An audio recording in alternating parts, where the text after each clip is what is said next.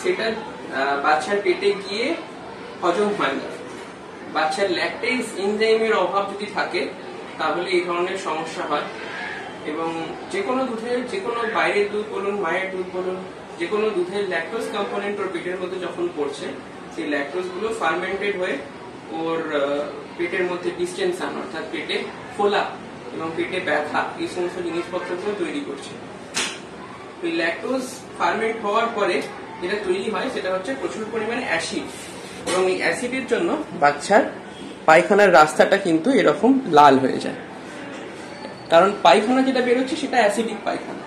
তো এই ব্যাপারটা তাহলে আমাদের কিভাবে সলভ করব? যদি আমাদের এই ধরনের প্রাইমারি ল্যাকটোজ ইনটলারেন্স হয় তাহলে আমাদের অনেক ক্ষেত্রে মায়ের দুধে ল্যাকটেজ বলে এক ধরনের এনজাইম, ল্যাকটেজ বলে এক ধরনের এনজাইম মিশিয়ে খাওয়ানো যেতে পারে, যাতে মায়ের দুধে ল্যাকটোজটা চট করে ভেঙে যায়।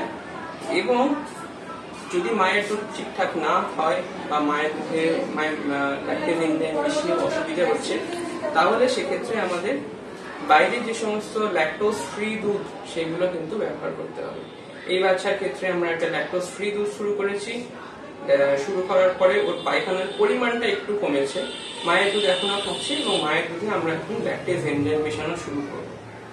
আর প্রাইমারি ল্যাকটোজ ইনটলারেন্স খুব একটা আনকমন নয়, বাচ্চাদের মধ্যে হতে থাকে।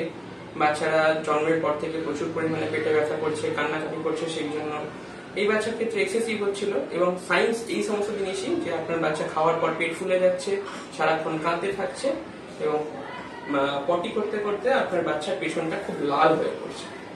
মোছাচ্ছেন তো এমনি নর্মাল দিয়ে আপনার টিস্যু দিয়ে, যেগুলো হচ্ছে আপনার নন অ্যালকোহলিক টিস্যু দিয়ে মোছাচ্ছেন, তো তার জন্য আলাদা করে লাল হওয়ার কথা নয়।